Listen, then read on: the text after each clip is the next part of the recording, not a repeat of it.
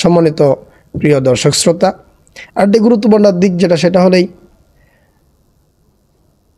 অনেকের ঘুমের সময় স্বপ্নদোষ হয়ে যায়।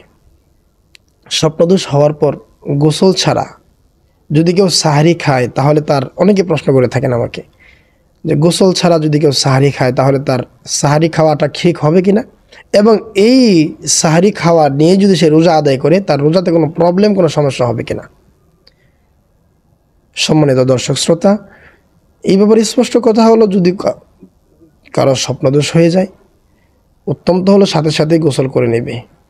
গোসল করা ছাড়া যদি কেউ সাহারি খেয়ে নেয় এরপর গোসল করে, সকাল হলে গোসল করে, তাহলে এর দ্বারা হয়তো অনুত্তম হবে। বেশি সময় বিলম্ব করার দ্বারা, অপবিত্র অবস্থা থাকার দ্বারা হয়তো বা তার গুনাহ হবে, কিন্তু তার রোজাতে কোনো সমস্যা হবে না, তার রোজা ঠিক হয়ে যাবে। আল্লাহ তাআলা আমাদের সবাইকে সঠিক মাসআলা জেনে সঠিকভাবে আমল করার তৌফিক দান করেন। সর্বোপরি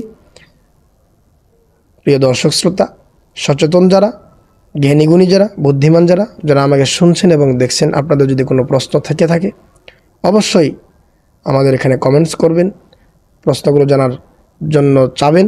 অবশ্যই ইনশাআল্লাহ কোরআন সুন্নাহর আলোকে আপনাদের প্রশ্নের সঠিক উত্তর দেওয়ার চেষ্টা করা হবে। আল্লাহ পাক আমাদের সবাইকে কবুল করেন। মনোহর মিডিয়াকে এর দ্বারা দ্বীনের প্রচার করা তৌফিক আল্লাহ পাক দান করেন। এর ব্যবস্থাপনা যারা আছেন তাদেরকে আল্লাহ পাক কবুল করেন।